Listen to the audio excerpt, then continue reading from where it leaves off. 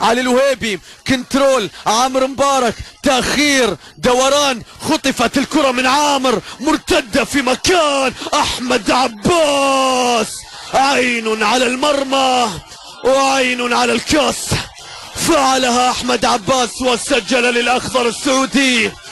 أحمد عباس اللاعب الخطير بهفوة دفاعية لم تكن في الحسبان في اللقطة الماضية. فرحة كبيرة للمنتخب السعودي.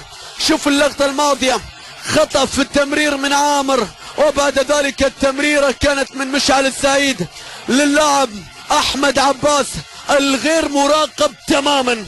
المنتخب السعودي يتقدم بهدف في شوط المباراة الثاني في هذا اللقاء. انفراد تام لا يتحمل ماجد ناصر نهائيا.